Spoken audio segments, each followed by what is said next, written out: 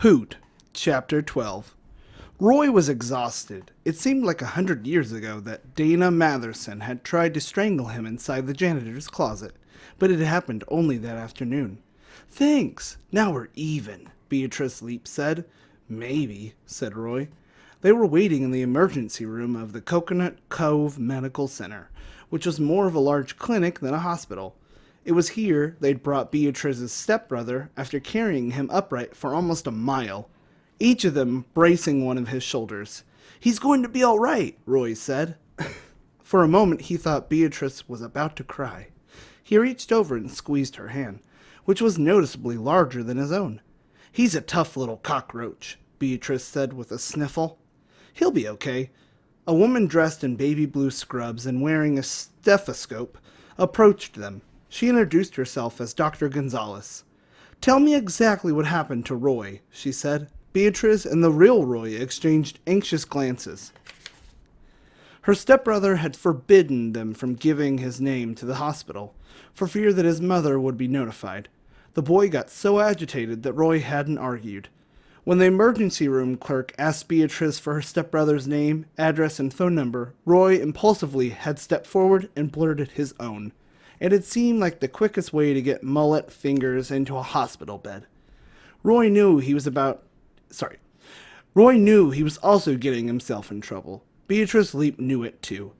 That's why she had thanked him. My brother got hit by a dog, she told Dr. Gonzalez. Several? Roy added. What kind of dogs? The doctor added. Big ones.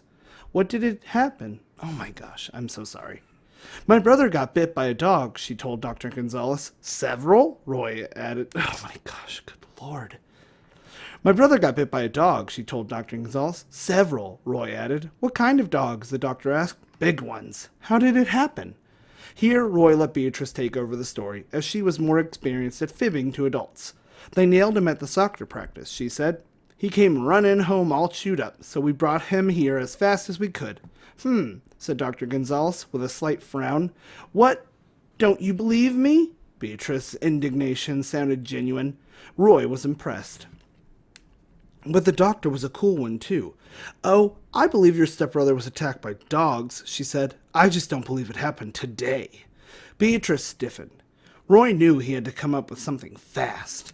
The wounds on his arms aren't fresh, Dr. Gonzalez explained. Judging by how far the infection has progressed, I'd estimate he was bitten 18 to 24 hours ago. Beatrice looked flustered. Roy didn't wait for her to recover. Yeah, 18 hours. That sounds about right, said the doctor. I don't understand.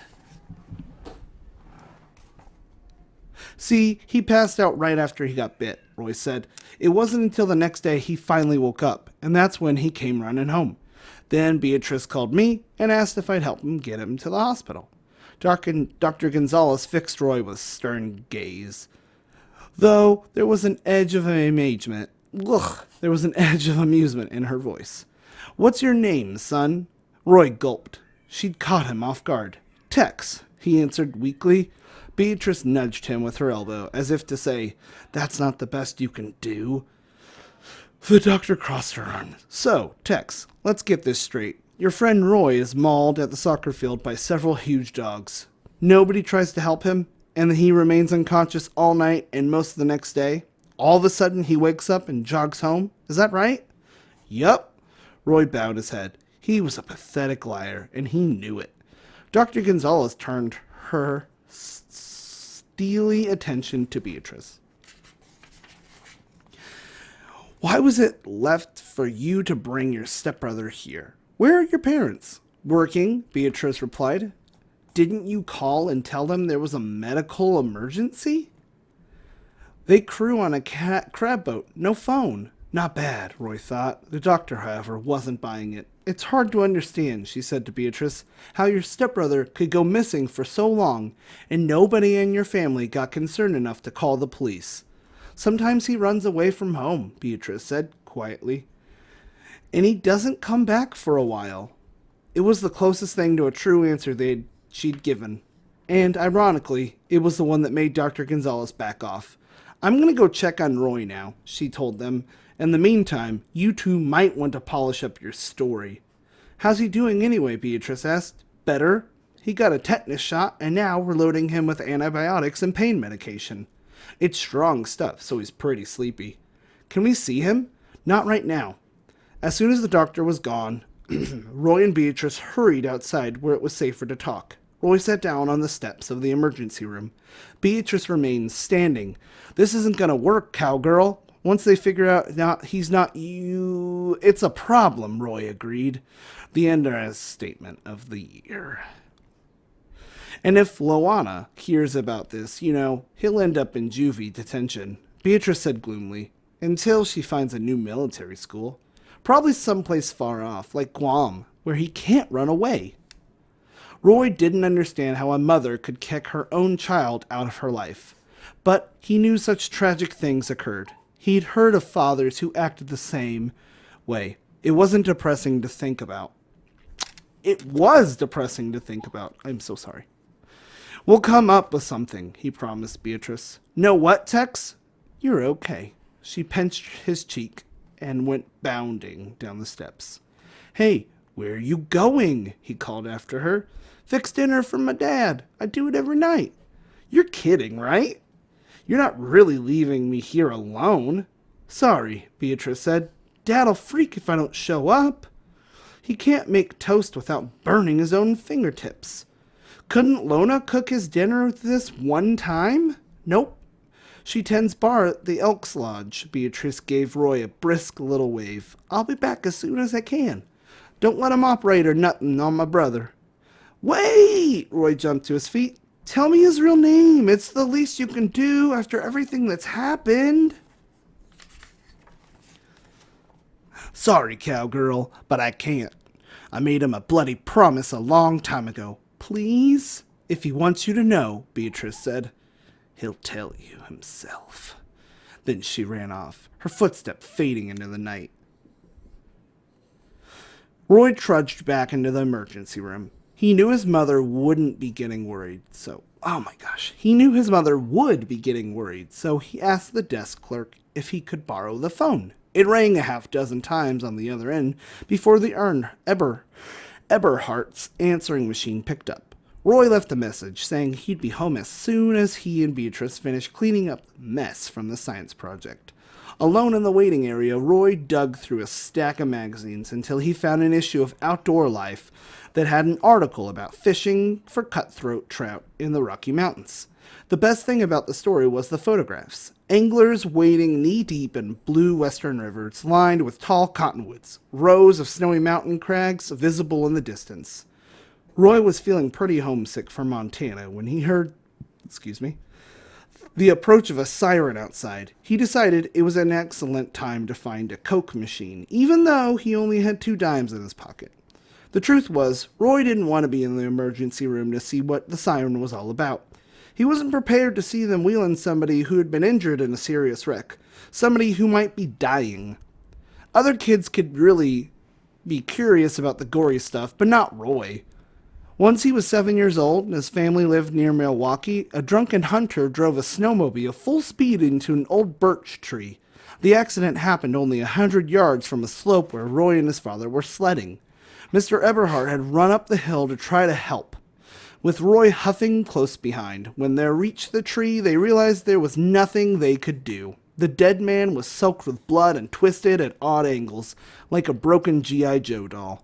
Roy knew he could never forget what he saw, and he never wanted to see anything like it again. Consequently, he had no intention of hanging around the emergency room for the arrival of a new emergency. He slipped through a side door and wandered through the hospital for about 15 minutes until a nurse intercepted him. I think I'm lost, Roy said, doing his best to appear confused. You most definitely are. The nurse steered him towards a back corridor to the emergency room, where Roy was relieved to find no chaos or carnage. The place was as quiet as he'd left it. Puzzled, Roy went to the window and checked outside.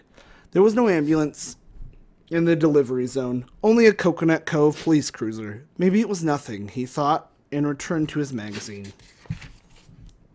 Soon afterward, Roy heard voices from behind the double doors that led to the area where Mullet Fingers was being treated.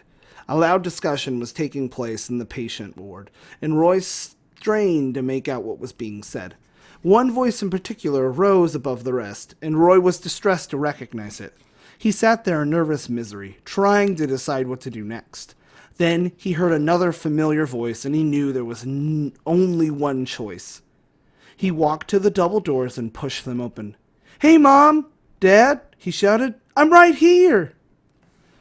Officer Delanco had insisted on giving the Eberhards a ride to the hospital. It was a decent thing to do, and also a prime opportunity to score points with Roy's father. The patrolman hoped that Mr. Eberhardt's son wasn't involved in the continuing mischief at the Pancake House construction site. What a sticky situation that would be. On the drive to the hospital, Roy's parents sat in the back seat and spoke quietly between themselves. His mother said she couldn't imagine how Roy had gotten bitten by a dog while he was working on a science project. Maybe it had something to do with all that hamburger meat, she speculated. "Hamburger?" said Roy's father. "What kind of school project uses hamburger?" In the rearview mirror, Officer Delanco could see Mr. Eberhardt put an arm around his wife's shoulders. Her eyes were moist. She was biting her lower lip. Mr. Eberhardt appeared as tightly wound as a clock spring. When they got to the emergency room, the desk clerk declared that Roy was sleeping and couldn't be disturbed. The Eberhardts tried to reason with him, but the clerk wouldn't budge. "We're his parents," Mr. Eberhardt said evenly, "and we intend to see him right away. Sir, don't make me call a supervisor." "I don't care if you call the Wizard of Oz," said Mr. Eberhardt. "We're going in." The clerk trailed them through the swinging double doors. "You can't do this," he objected, scooting ahead of the Eberhardts and blocking the hallway to the patient ward. Officer Delanco edged forward, assuming that the sight of a police uniform would soften the fellow's attitude. He was mistaken. "Absolutely no visitors. It says right here on the doctor's notes." The clerk solemnly waved a clipboard. "I'm afraid you'll have to go back to the waiting room. That means you too, officer." Officer Delanco shrank away, not the Eberhardts. "Listen, that's our son lying in there." Roy's mother reminded the clerk. "You called us, remember? You told us to come."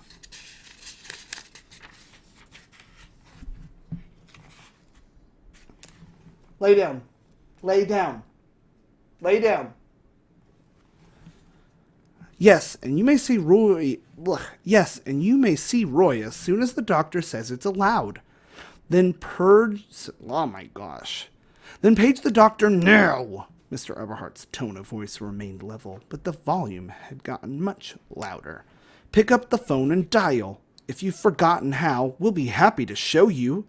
The doctor's on a break. She'll be back in 25 minutes, the clerk said tersely.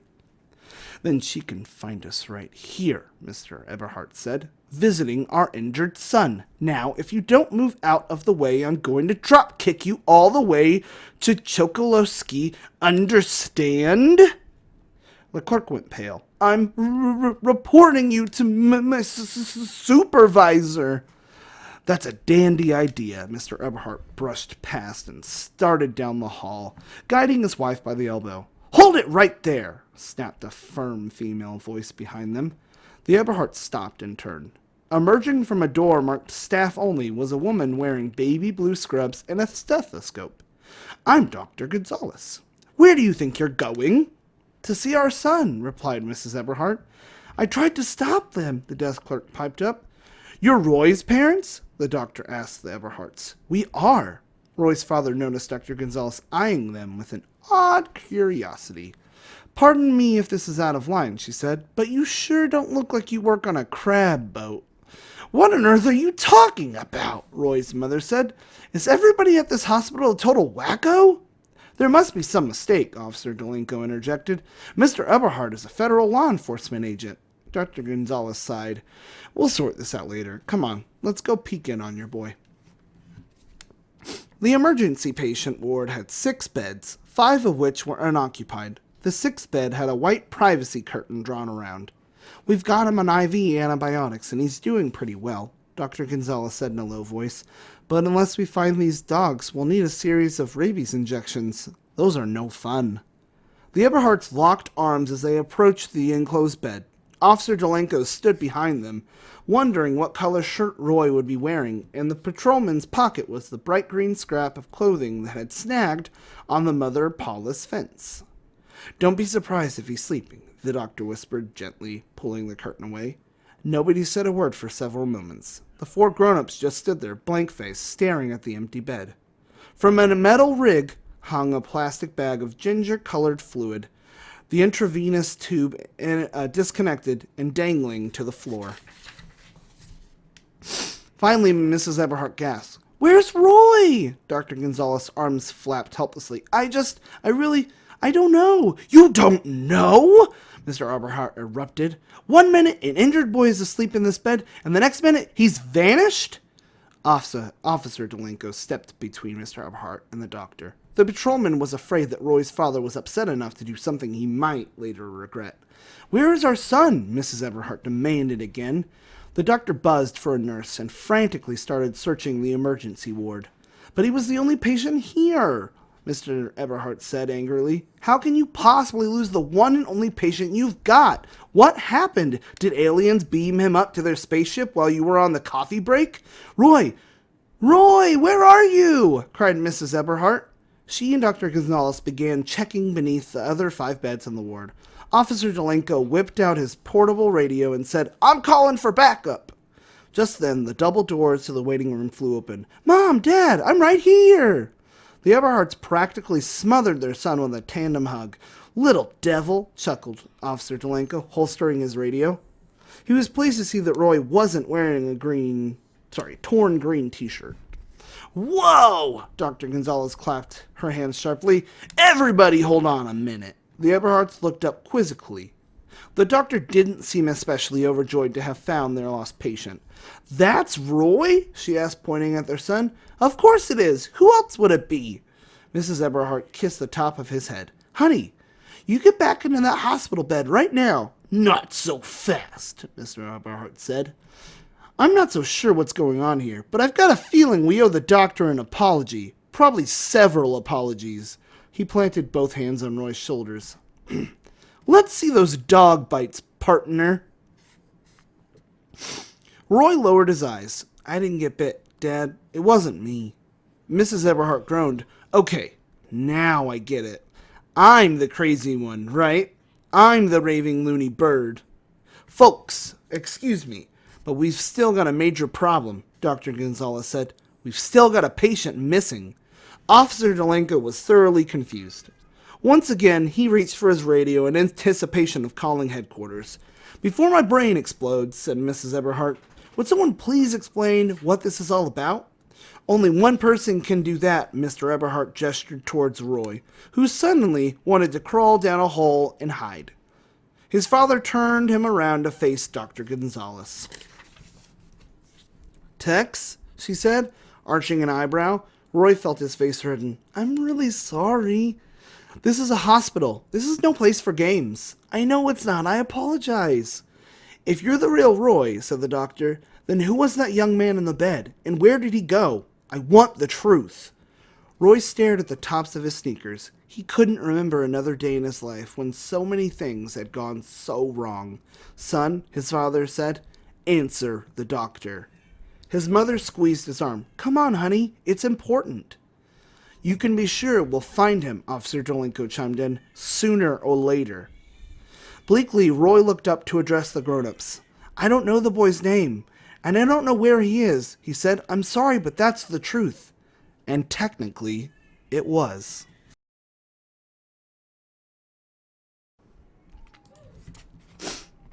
Hoot, Chapter 13.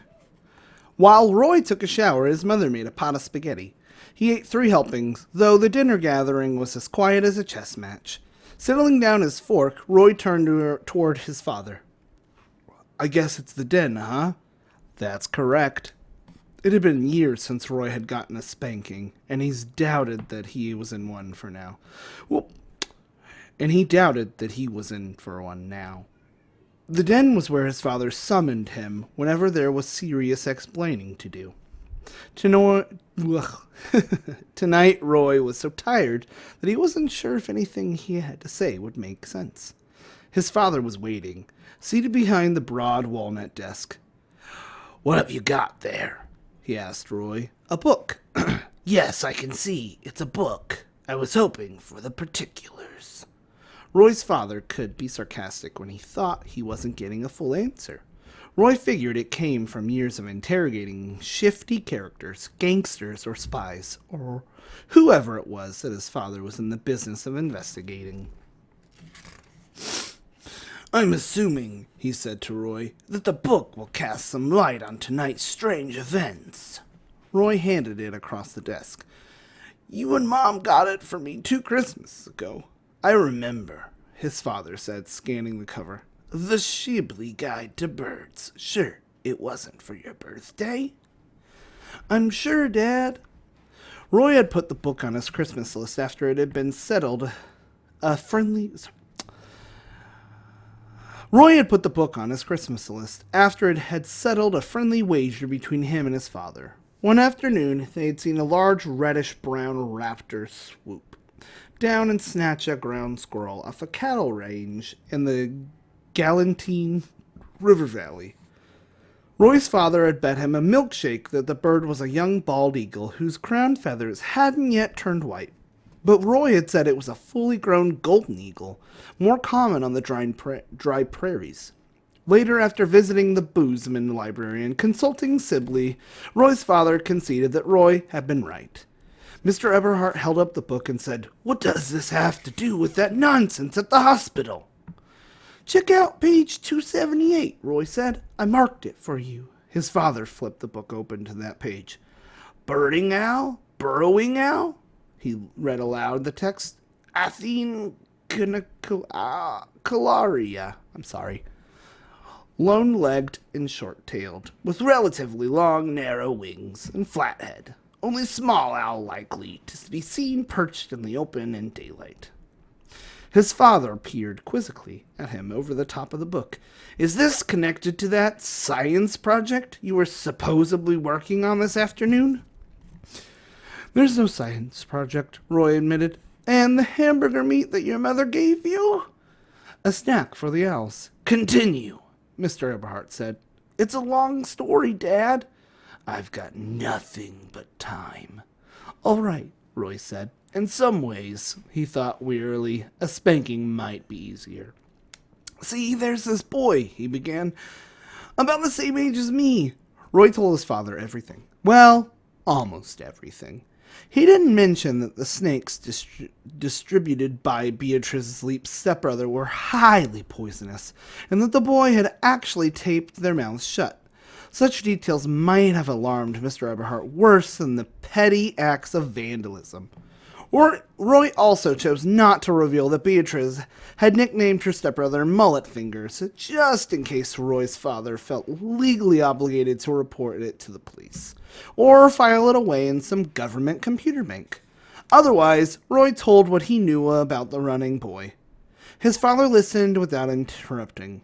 "Dad, he's not really a bad kid," Roy said.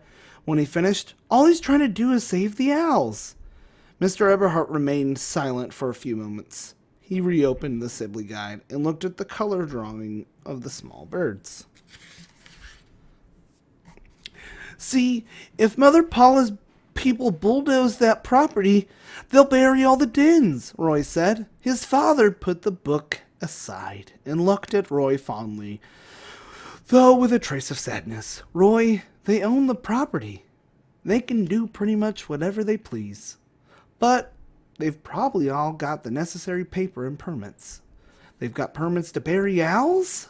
Roy asked in disbelief. "The owls will fly away. They'll find new dens somewhere else." "What if they've got babies? How will the baby birds fly away?" Roy shot back angrily. "How, Dad?" "I don't know," his father admitted. "How would you and Mom like it?" Roy pressed on. "If a bunch of strangers showed up one day with bulldozers to flatten this house, and all they had to say was, 'Don't worry, Mr. and Miss Eberhart, it's not a big deal.